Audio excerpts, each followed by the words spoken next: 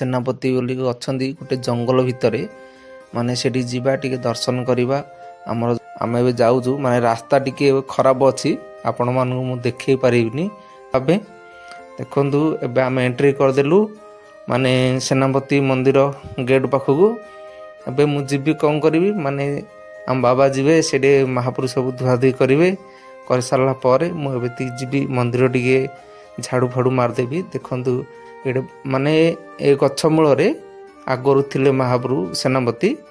ବାହାରେ location, ଭିତରି location ଦେଖନ୍ତୁ, ମାନେ ଭିତର ଯେଉଁ ଲୋକେସନ୍ରୁ ବାହାର ଲୋକେସନ୍ଟା ବହୁତ ଡେଞ୍ଜର ଥାଏ। କେମିତି ନା ଦେଖ, ଜଙ୍ଗଲ ବଣ ଭିତରେ, ମାନେ ମୁଁ ତ ଗାଡ଼ିରେ ଆସିଲା ବେଳେ ବାଇକ୍ରେ ମୋତେ ବହୁତ ଡର ଲାଗେ ନାହିଁ, ଡର ଲାଗିଲା। କୁଆଡ଼ୁ କ'ଣ ବାହାରି ପଡ଼ିବ କିରେ, କୁଆଡ଼ୁ କ'ଣ କିଏ ଅଛି କିରେ, କେଉଁଠି ବାଘ, କେଉଁଠି ଭାଲୁ, କେଉଁଠି କ'ଣ, ଏମିତି ସବୁ ଡର ଭୟ ହେଇ ଗାଡ଼ି ସ୍ପିଡ଼ ଆଣିଲା ବେଳେ ଏତେ କାଦୁଅ ଯେ, ମାନେ ନୂଆ ମାଟି ଏବେ ପଡ଼ିଛି, ରୋଡ଼ ନୂଆ ହେଉଛି ତ, ସେଥିପାଇଁ ବୋଲି ଗାଡ଼ି ଏପଟ ସେପଟ ହେଇକି ଚାଲିଯାଏ। ବର୍ଷା ଟିକେ ପଡ଼ୁଛି। ଏଇଠି ଏବେ ଝାଡ଼ୁ ମରା ତ ଆମର ସରିଲା। ଏବେ ମୁଁ ଆପଣମାନଙ୍କୁ ଭିତର ଲୋକେସନ୍ଟା ଦେଖାଉଛି।